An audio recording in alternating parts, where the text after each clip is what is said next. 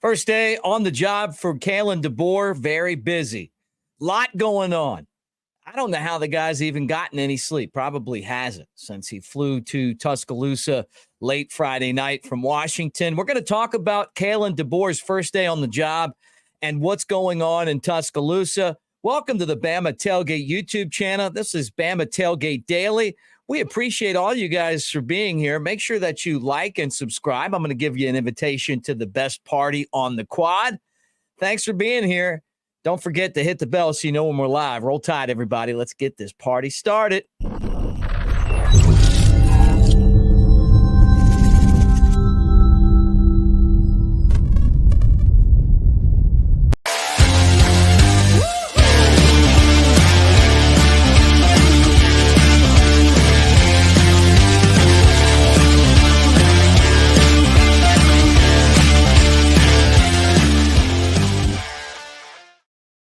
What do you say, everybody? I'm Mick Gillispie. Welcome to the channel. Make sure that you're a part of what we're doing here. Gave you an invitation. Make sure you subscribe so you know what's going on. Hit the bell. Thumbs up means Roll Tide around here. All right.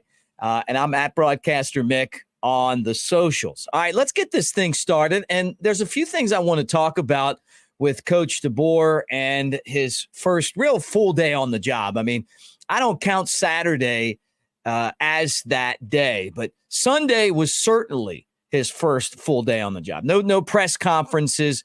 You know, what was he dealing with? What is he doing? First off, he's contacting potential former recruits, guys that are committed to Alabama, trying to make relationships. You knew that was going to be something he would do.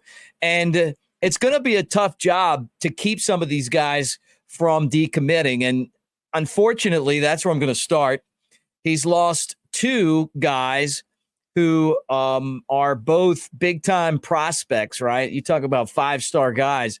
Well, he's lost two of them, Jamie French and Ryan Williams. Ryan Williams decommitted in the middle of Nick Saban's announcement or whatever that, I mean, the ink wasn't even dry on the retirement, and Williams was putting out a statement on his social medias that he was decommitting. I mean, okay, so we'll see what happens there. I wouldn't be surprised if eventually he doesn't make his way back when he realizes what a good offense Alabama's going to have with, obviously DeBoer, and then him bringing over Ryan Grubb, who is the offensive coordinator that Nick Saban tried to hire last year and turned him down, and then took his team to the national championship game, had the number 2 passing offense in all of college football. Why would you want to go somewhere else if you're a wide receiver?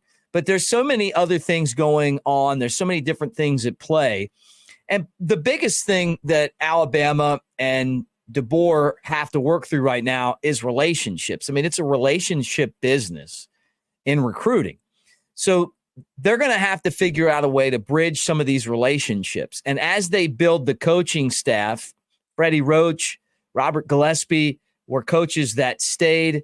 Could Alabama, they don't have a defensive coordinator yet, could they have a guy in mind that's familiar with Alabama and this group of players that they have? We'll find out.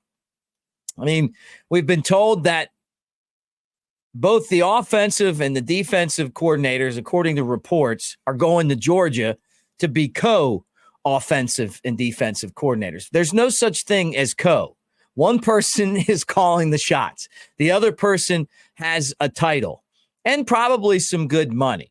But do you want to be the guy, or do you want to be watching the guy? Georgia's got their people in place, and it's just never bought into the anything when it comes to these coordinator jobs. So I'm guessing that we'll see some movement there. But is T-Rob, Tavarius Robinson, is he totally committed to Georgia?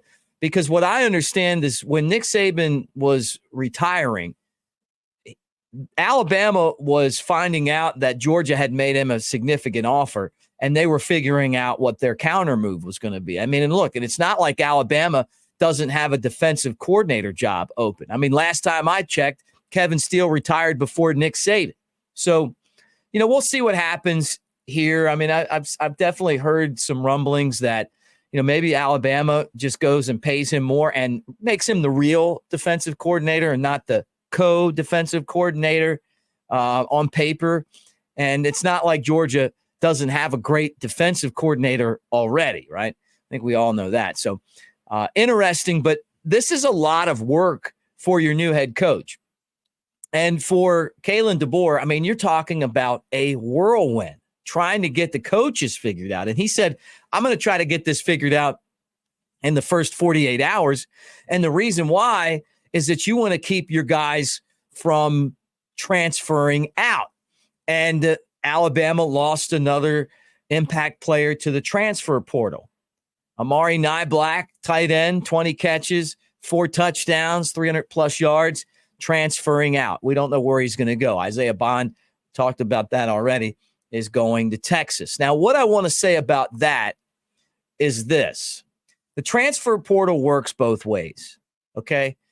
And you have the right to leave now. That's the way that college football is. For years, you were kind of locked in on these deals, and the teams could, they could decide whether you sat out a year or more or less. If you were a graduate student, you could transfer and you didn't have to wait through the penalties. Now it's, hey, you just get up and leave when they throw that window up and you can go wherever you want. I don't know that that's going to be the way it works forever, but that's how it is right now. So Nyblack's leaving. Isaiah Bond is leaving. Who knows who else is going to get up and leave. Don't be surprised if any of these guys, whoever it is, gets up and leave. But what I want to tell you is that the transfer portal works both ways. And I said it yesterday, and all of a sudden you're starting to see it today. Arizona's coach is leaving to become the Washington coach. That's why Grubb didn't get the job. And they actually made a great hire there, Washington. I think Grubb was definitely in the finals. I mean, I thought they were going to hire him. I mean, I figured they would. But you know what? They went out and got a guy who has made Arizona a really good program fast. Well, now Washington's players are in that 30-day window. Arizona's players are in the 30-day window. They're about to hire the San Jose coach. They're going to be in the 30-day window. There's going to be players that are going to be available to fill some of these spots. I'm not saying that I want to see Washington's players all come to Alabama, but at the same time, I wouldn't be surprised if some of those guys, if they like Coach DeBoer as much as it sounds like they like him, that they may swing towards Tuscaloosa. Maybe some Alabama players go to Washington. I mean, it's just the Wild West. So before everyone starts to panic that Alabama's losing commitments and losing players, just know that this is part of it. But it works both ways. It's not like there aren't going to be players, wide receivers, that aren't as good, if not better, than Isaiah Bond. He had a great catch against Auburn. He played some really good games. And then there were other games where go look at his stats. It was like he wasn't even on the field. And when you look at what Washington did with their passing offense, they had guys that really contributed.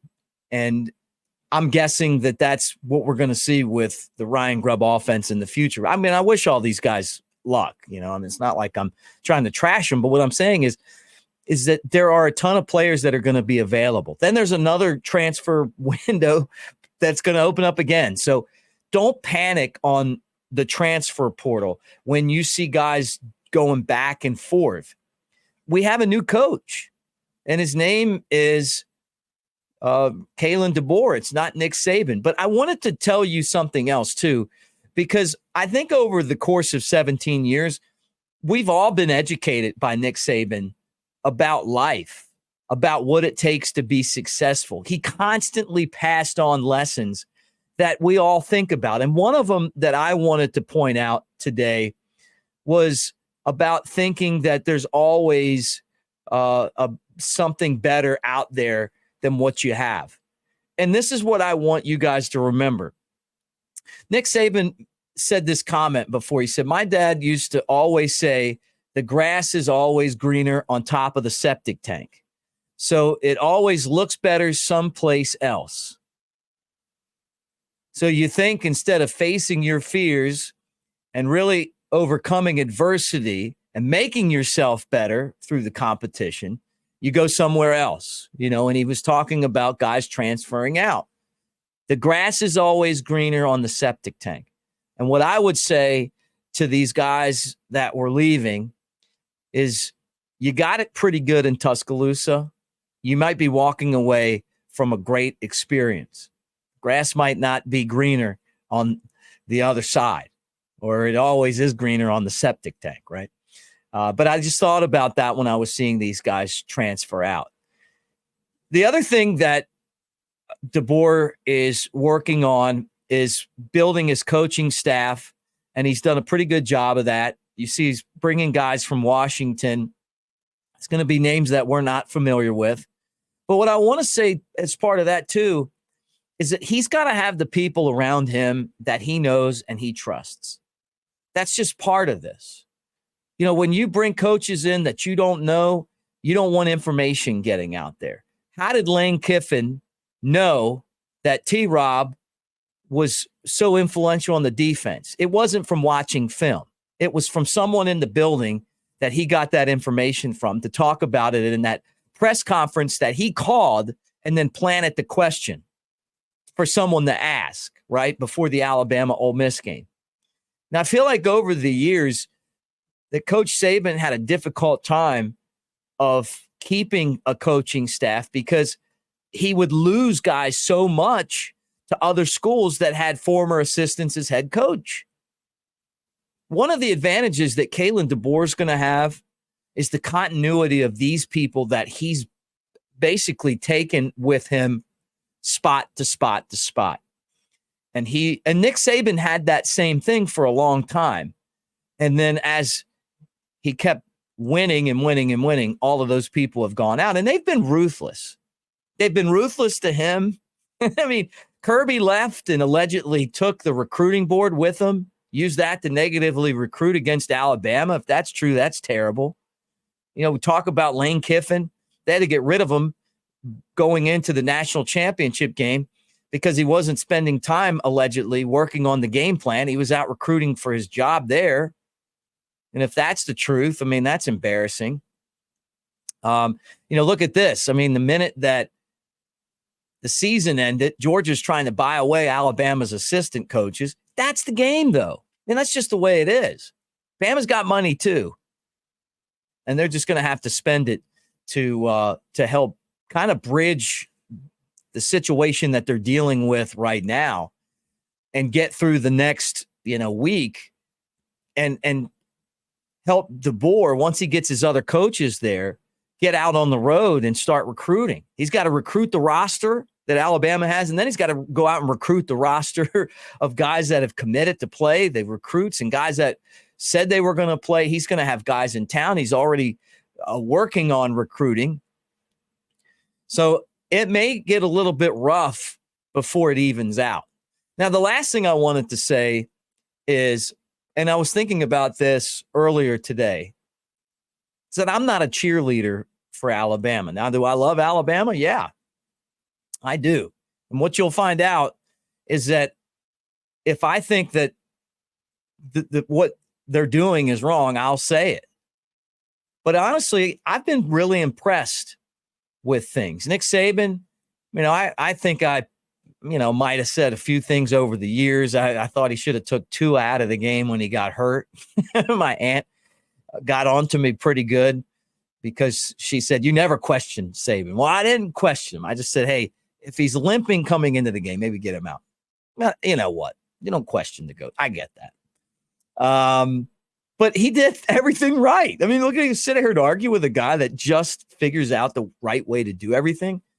This coaching search, if it would have been conducted poorly like the coaching searches in the past, and as much as I loved Mal Moore, there was a lot of mistakes before we got to Nick Saban. I thought Greg Byrne hit a grand slam. Really makes you proud as an alumni to see how he did it. 48 hours, went out and got the guy he wanted. And did it in a way where he found someone that's coming in that can coach football, that brings in a great track record.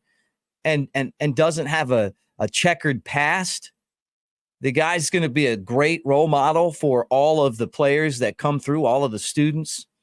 I think that the tone that DeBoer is setting, it's a welcome change. You got to be yourself. And being in the media, it's been over the years pretty rocky sometimes with Coach Saban, which I always laughed about. But I think that the way that DeBoer is going to treat the media, the relationship that he's going to have, I think that the local media need to be treated a little bit better by Alabama. I've said that before. I think that it'll match his personality. And I'm excited about the tone and the positivity that this coaching staff has. If I thought that Alabama made a bad hire, I would certainly tell you guys. But I believe that this guy's really good. So anyway, that's what I wanted to say today. As soon as they hire a defensive coordinator, come swing back here and we'll have it for you. Any other news breaks, we'll be ready to drop that as well. I know there's bad weather coming through the state of Alabama or wherever you guys are listening. You're probably cold right now, unless you're in like Hawaii or something. Stay warm, stay safe. Thanks for hanging out. Don't forget that our channel is presented by New Life Art, newlifeart.com. That's Daniel Moore. So many great moments that he's painted. And a lot of them have included Nick Saban, who gave him a lot of stuff to paint lately. But you guys check it out. I've got my man cave pimped out. I want you to do the same thing. 15% off with the promo code Bama Tailgate on the newlifeart.com website. All right, thanks for hanging out with us, everybody, and we will talk to you again really soon. Roll Tide.